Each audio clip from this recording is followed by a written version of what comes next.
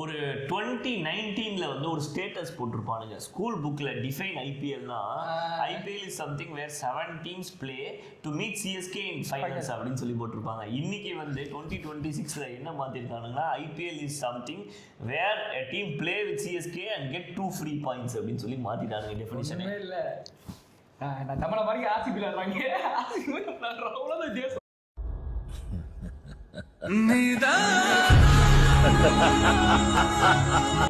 பக்தர்களே அமைதி காக்கவும் பயங்கர அமைதியா தான் இருந்துச்சு. என்ன அமைதியா இருக்கணும்னா இந்த ஆர்சிபி மேட்ச் முடிச்சுட்டு 11-27 நம்ம ஜெயிச்சிட்டோம்னா பேசுங்கடா.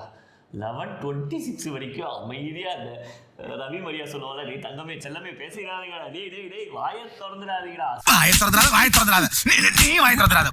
மகேந்திர சிங் தோனி சொல்லியிருப்பாரு, எனக்கு மெட்ராஸ் சேப்பாக் எனக்கு என்ன வந்து சொல்லி கொடுத்துச்சு அப்படின்னு பார்த்தீங்கன்னா வந்து யூஸ்வலாக மற்ற ஸ்டேடியம்ஸ்லாம் they will only pray for their team to play well.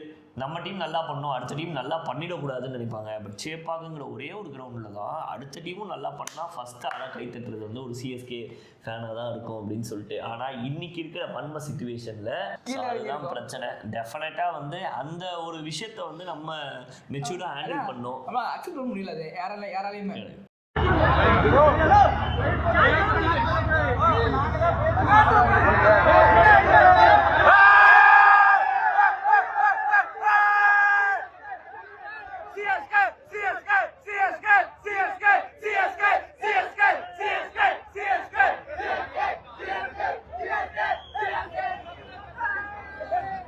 தோத்து கூட போங்க, நமக்கு பிரச்சனையே கிடையாது. ஏன்னா தோத்து தானே போறாங்க, என்ன தோத்து கூட போங்கண்ணா, அது ஓகே, தோத்து கூட போங்க, பிரச்சனை கிடையாது. சண்டை செஞ்சு தோத்து போங்க, ஒரு 19 ஓவருக்கு வந்து தோத்து போங்க.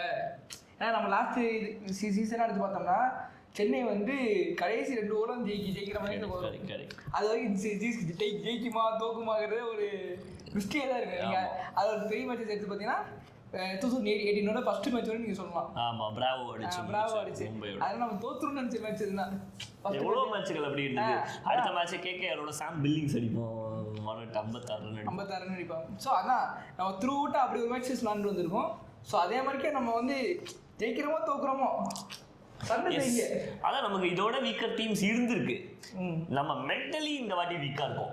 ஏன்னா துஷார் தேஷ்பாண்டே, தீக்ஷனா, தீபக் சங்கர், ஷர்துல் தாக்கர் ஆடும் போதும் ரொம்ப நோன் கமாடிட்டி இல்லை. பத்திரானாவே யார் எங்கேயோ ஸ்ரீலங்காவில் பவுலிங் போட்டுருந்த பையனை ஐடென்டிஃபை பண்ணி கூப்பிட்டு வந்தோம். அவன் சூப்பர் ஸ்டாரும் கிடையாது. ஸோ ஜடேஜா ஒருத்தர் தான் நமக்கு தெரிஞ்ச இன்டர்நேஷ்னல் பவுலரே அந்த யூனிட்டில். அதை வச்சு கப்படிக்க முடியும்னா அதுக்கான காரணம் வந்து மகேந்திர சிங் தோனி இன்னும் ஒரு பிரெயின். 100 ஜெர்சி இல்லை 200 சிஎஸ்கே ஜெர்சிக்கு ஒரு ஆர்சிபி ஜெர்சி போட்டு வருவாங்க, இல்லை ஒரு மும்பை. இன்னைக்கு சிஎஸ்கே ஜெர்சிக்கு 2 பேருக்கு ஒரு ஆர்சிபி ஜெர்சி ஒரு மும்பை ஜெர்சி இருக்கு. ஆமாம், அவ்வளோதான். அது எப்படி மாறிடுச்சுன்னு பாருங்களேன். ஏன் மாறிடுச்சு அப்படிங்கிறது எனக்கு வந்து 2 விஷயமா தான் இருக்கும். ஒன்று, சிஎஸ்கேவோட டவுன்ஃபாலை என்ஜாய் பண்ணுறதுக்கு இவங்கெல்லாம் மேட்ச் கிளம்பி வராங்க. இல்லைனா சிஎஸ்கே ஃபேனே இல்லைப்பா நான் வந்து நியூட்ரல் ஜெர்சி போட்டு வரேன், இல்லைனா நான் வரவே இல்லை மேட்சுக்குன்னு நிறைய பேர் விட்டு கொடுத்துட்றாங்க. பட் அப்படி போகக்கூடாது. Yellow for ever. என்ன ஆனாலும் வந்து இது நம்ம பரம்பரை, நம்ம கௌரவம், நிற்கிறோம். நம்ம அவங்க சந்தோஷம் கொடுத்துருக்காங்க, அவங்க சோகத்துலேயும் நம்ம நிற்கிறோம். என்ன சொல்கிறேன்? கண்டிப்பாக நிற்கலாம். அதே மாதிரி நம்ம அதுக்கு சஞ்சு நிற்கணும். அதான் எல்லாம் நிற்கணும். ஆல்ரெடி ஒரு மேட்ச் பார்த்துட்டோம், ஆர்சிபி ஒரு மேட்ச் 200 ரன்னா வந்து 15 ஓவர்லேயே அவங்க வந்து சேஸ் பண்ணிடுறாங்க. அதுவும் இல்லாமல் மாஷா அல்லாஹ் எப்படியாச்சும் டாஸை ஜெயிச்சு சேசிங் போயிடுங்க. அது வந்து ஒரு இதுதான் 50-50 சான்ஸ் தான். 50-50 சான்ஸ் தான். உங்களுக்கு எப்படி பார்த்தாலுமே நாளைக்கு வந்து சின்னசாமி ஸ்டேடியம் தான் கிரவுண்டு. அதனால கிரவுண்டு சின்னது.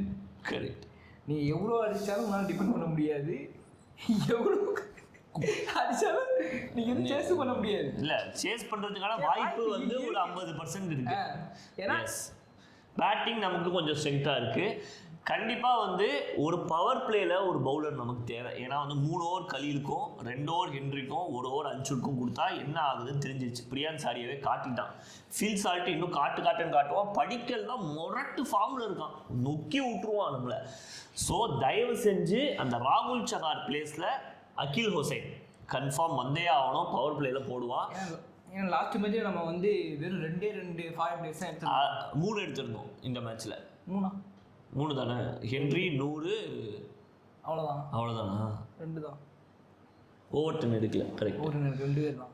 இந்த 12ல் பேர் மினிமம் குவாலிஃபை ஆகாட்டி கூட ஒரு 6லேருந்து 7 மேட்ச் ஜெயிச்சாங்கன்னா ஒரு நல்ல ஒரு சீசனாக நம்ம கன்சிடர் பண்ணிக்கலாம். கன்சிடரிங் இந்த டீமோட ஃபார்மு, இன்ஜுரிஸு, நமக்கு வந்து நம்ம எதிர்பார்த்த பிளேயர்ஸ் வந்து நமக்கு ஆப்ஷனில் கிடைக்கல அப்படிங்கிறதுக்காக அதுக்காக என்ன பண்ணலாம் அப்படின்னு நினைக்கிறீங்க? நீங்கள் வந்து கோலியை வந்து எப்படி நீங்கள் கன்சிடர் பண்ணிக்கலாம்னா, கோலிங்களோட பேட்டிங்களோட அப்ரோச் உங்களுக்கு எப்போவுமே வேற மாதிரி இருக்கும் மற்ற பிளேயர்ஸை கம்பேர் பண்ணல. எப்படின்னா கோலி வந்து ஸ்டார்டிங்கில் வந்து உங்களுக்கு உருட்டினாலும் பின்னாடி கேட்சப் பண்ணிட்டாருன்னா பெரிய தலைவலி ஆகிடும். அதுவும் கலீல் அகமதுலாம் அவரோட ஃபேவரட் பவுலர், பொழந்துருவார் அவர். கலீல்லாம் பவுலிங்க்கு வந்தாலும் அவர் ஒரு 40 பால் இருந்தாருன்னா முடிஞ்சு போச்சு. அதுக்கப்புறம் அடுத்த 20 பால் வந்து அடுத்த 20 பால் கன்ஃபார்ம் ஒரு 50 ரன்ஸ்க்கு மேலே வந்துடும். 50 ரன். மற்றபடி எல்லா பிளேயர்ஸுமே இன்ஃபார்ம் பேட்ஸ்மேன் தான் உங்களுக்கு. கரெக்ட். ஸோ இப்போ ஒரு 200க்குள்ள ஒரு டார்கெட்டை வந்து டிஃபெண்ட் பண்ணாங்களா, ஐ மீன் 200க்குள்ள ரெஸ்ட்ரிக்ட் பண்ணாங்கன்னா ஆர்சிபியை ஃபஸ்ட்டு பவுலிங் போட்டு சிஎஸ்கே பவுலர்ஸ் நல்ல கிரேட் ஜாப்னு ஒத்துக்கலாம். ஏன்னா அவங்களுக்கு நல்ல பேட்டிங் டெப்த் இருக்குது. 10 ரன் பெர் ஓவருங்கிறது வந்து லாஸ்ட் இயர் விளாடும் போதே கடைசி 2 ரன்லாம் தோத்தோன்னு நினைக்கிறேன். கரெக்ட். ஃபீல்டிங் யூனிட்டாக எப்படி பண்ணியிருப்பாங்கன்னா, அந்த ப்ரைம் டேஸ் யோசிச்சு பாரு. கவரில் சுரேஷ் ரெய்னா, அப்படியே வந்து மிடானில் வந்துட்டு நம்ம பிரெண்டன் மெக்லம் இருப்பார், லாங் ஆஃபில் நம்ம எல்ஐ சாமி, ஃபேஃப் டூப்ளிசி இருப்பார், அங்கே லாங் ஆனில் ஜட்டு, பிராவோ இருப்பார், பிஜே பிராவோ வந்து அந்த டீப் மிட் விக்கெட் அந்த சைடில் இருப்பார், அஜின்கே ரஹானே முரட்டு ஃபீல்டரு. எனக்கு அந்த சர்பட்டாவில் சொல்கிற மாதிரி டேடிடா நல்ல பிளேயர் அப்படிம்பால அந்த மாதிரி ஒரு ஃபீல்டிங் யூனிட்டு. ஷேன் வாட்சன் இருப்பார். எல்லாம் வந்து அந்த மாதிரி ஒரு ஃபீல்டிங் யூனிட்டை வச்சுக்கிட்டு ஒரு 10 ரன்னை ஃபீல்டுலேயே நமக்கு சேவ் பண்ணி கொடுத்துருவாங்க எல்லா கேமும். பட் இன்றைக்கி நான் வந்து பார்க்குற மேட்ச்சில் லாங் ஆஃபில் அங்கே நிற்கிறது யாருன்னு பார்த்தீங்கன்னா சிவம் தூபே. இந்த பக்கம் யார் நிற்கிறாங்கன்னா சர்ஃப்ராஸ் கான். 2 பேருமே ஃபிட்னஸ்லாம் ரொம்பவே கம்மியாக இருக்கிற ஒரு பிளேயர்ஸ் தான். சர்ஃபும் ஆகட்டும், ஓடினாரு சர்ஃப் அங்கேயும் இங்கேயும்.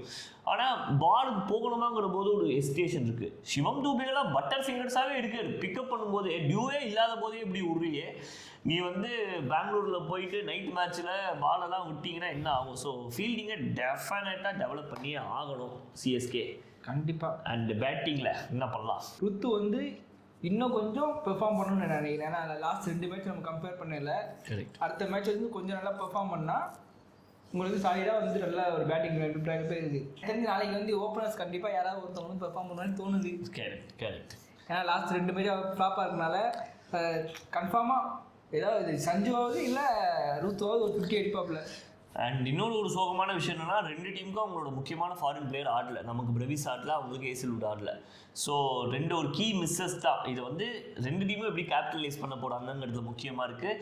எனக்கு ஒரு சின்ன ஒரு கரெக்ஷன் நான் என்ன பண்ண பார்ப்பேன்னா, I will play Ruturaj and Ayush Mhatre இந்த டாப் ஓப்பனிங்க்கு. ஏன் எனக்கு விட்டுருன்னா, ஆயுஷ் வந்து அந்த நியூ பால்லேருந்து பால் 1லேருந்து கான்ஃபிடென்ட்டாக ஆரம்பிச்சிட்டான்னு வச்சுக்கோங்க, அவன் நிறுத்த மாட்டான். அந்த ஒரு 26-27 பால் கன்சிஸ்டண்ட்டாக ரன் வந்து ஆரம்பிச்சிடும் இந்த ஆர்டர்ஸ். ஏன்னா ஒரு குருணால் பாண்டியாவும் அந்த இன்னொரு ஸ்பின்னர் இருப்பான் எஸ்ல ஆரம்பிக்குமே சுயாஷ் சர்மா, இவங்க 2 பேரையும் 8 ஓவர் அங்கே நம்பர் 6 to நம்பர் 12 அந்த ஓவரில் தூபே ஆடியே ஆகணும். ஏன்னா நேற்றுக்கு ஸ்மார்ட்டாக என்ன பண்ணான்னா, செஹல் வந்து 2-3 பால் தான் போட்டான் தூபேக்கு.